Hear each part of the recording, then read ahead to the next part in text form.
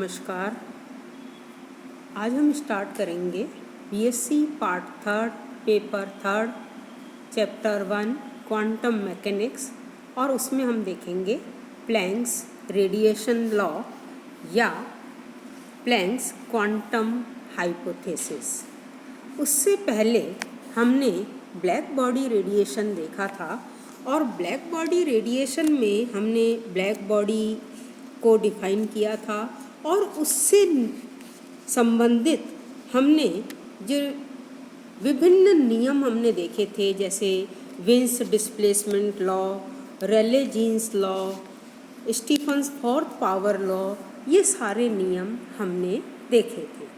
तो scientist Planck ने कृष्णिका के स्पेक्ट्रम में ऊर्जा के वितरण के लिए एक सिद्धांत दिया जो विन डिस्प्लेसमेंट लॉ और रेले जीन्स लॉ के सिद्धांत के मध्य था।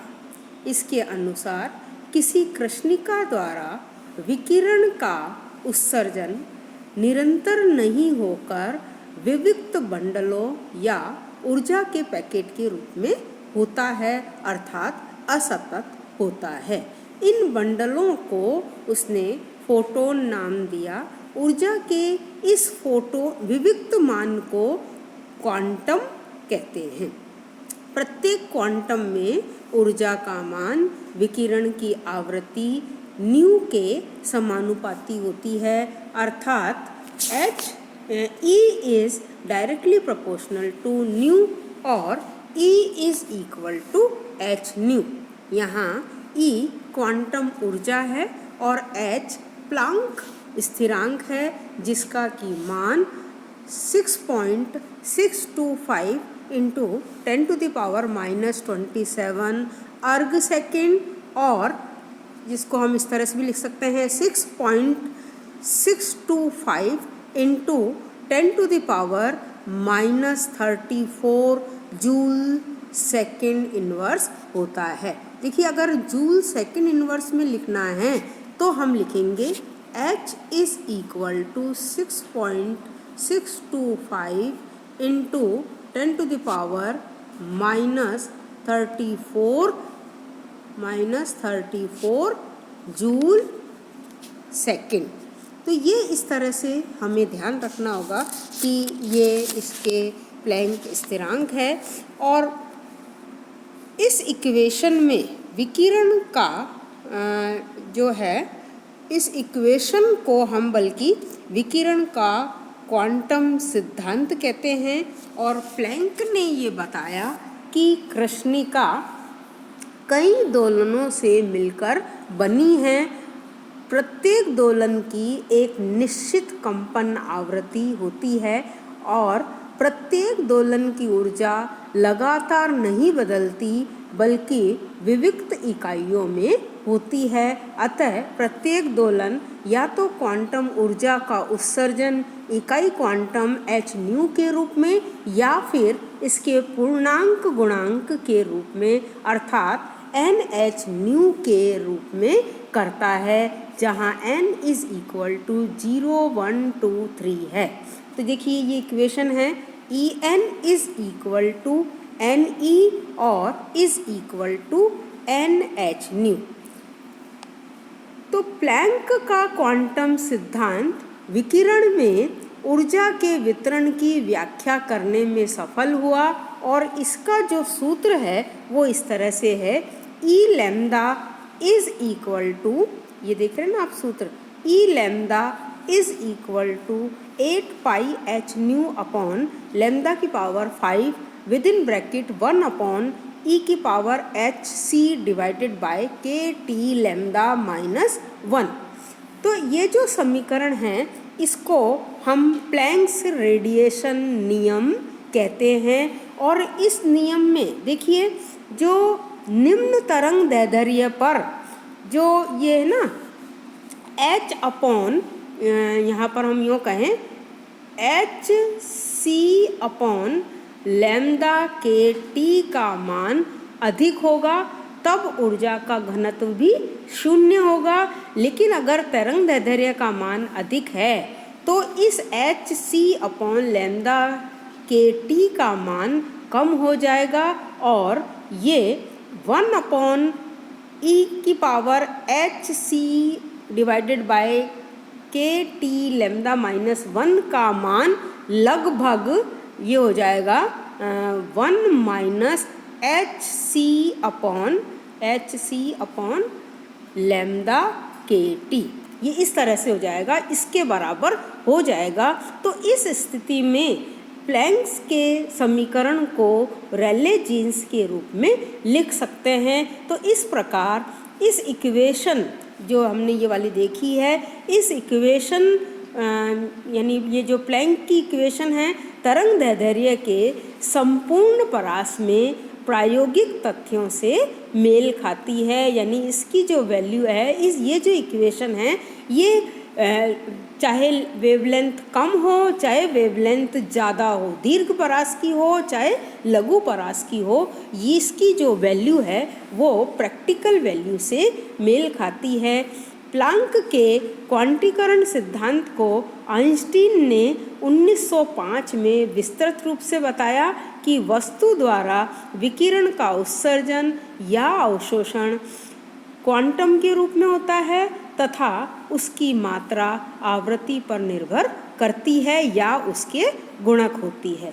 प्लांक के इस सिद्धांत का उपयोग आइंस्टीन ने प्रकाश विद्युत प्रभाव को समझाने में और बोर परमाणु के रेखीय स्पेक्ट्रम को समझाने में काम में लिया है। तो यहाँ पर हम देखेंगे फोटो इलेक्ट्रिक इफ़ेक्ट। जैसा कि अभी आपने देखा था, ये आइंस्टीन ने इसके बारे में फोटो इलेक्ट्रिक इफ़ेक्ट को समझाया इस प्लैंक्स के नियम का उपयोग करते हुए। साइंटिस्ट हर्ट्ज ने ये देखा, सबसे पहले साइंटिस्ट हर्ट्ज ने ये देखा कि जब धातु की प्लेट पर निम्न तरंग दैर्ध्य के प्रकाश विकिरण गिरते हैं, चाहे वो दृश्य या पराबैंगनी रेंज के हो, तो धातु से इलेक्ट्रॉन उत्सर्जित होने लगते हैं। फिर उसके बाद साइंटिस्ट हॉलोबॉक्स ने ये पता लगाया कि एक ऋण आवेशित जस्ते की प्लेट पर जब पराबैंगनी प्रकाश डाला जाता है तो वह उदासीन हो जाता है। इसका कारण विकिरण पड़ने पर जस्ते की प्लेट द्वारा अपने इलेक्ट्रॉन को खोकर धन आवेश ग्रहण कर लेना है।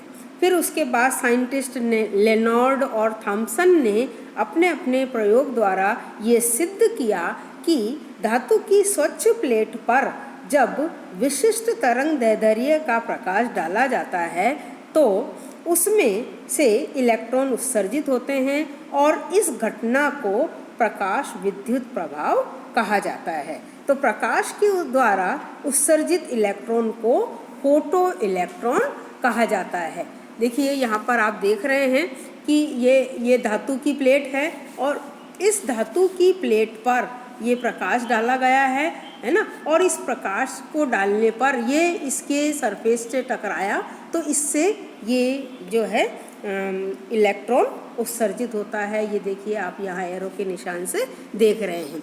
तो इस अनेक प्रयोगों द्वारा प्रकाश विद्युत प्रभाव के संबंध में जो निष्कर्ष निकले हैं वो इस तरह से है। ये है कि धात्विक सतह से इलेक्ट्रॉन का उत्सर्जन आपतित विकिरण की आवृत्ति और विकिरणित धातु की प्रकृति पर निर्भर करता है और विशेष धातु के लिए किसी विशेष आवृत्ति के प्रकाश की आवश्यकता होती है।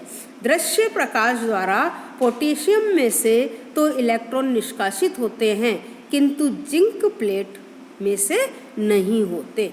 दूसरा निष्कर्ष ये है कि जैसे ही धातु की प्लेट पर प्रकाश डालते हैं, प्रकाश पड़ता है, तुरंत इलेक्ट्रॉन उत्सर्जित हो जाते हैं, अर्थात प्रकाश विद्युत प्रभाव तात्क्षणिक होता है। इससे प्रतीत होता है कि ऊर्जा का संचयन नहीं होता है।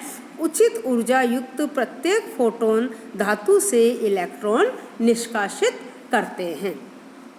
तीसरा जो रिजल्ट है कि इकाई समय में उत्सर्जित इलेक्ट्रॉन की संख्या आपतित प्रकाश की तीव्रता के समानुपाती होती है। और चौथा जो निष्कर्ष है वो ये है कि उत्सर्जित इलेक्ट्रॉन की गतिज ऊर्जा आपतित प्रकाश की आवृत्ति के समानुपाती या तरंग दैर्ध्य के व्युत्क्रमानुपाती होती है।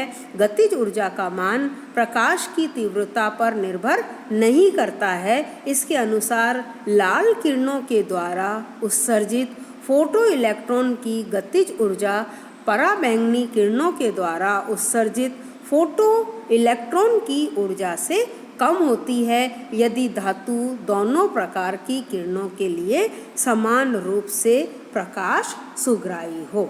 तो ये सारी चीज़ें हमें ध्यान में रखनी हैं।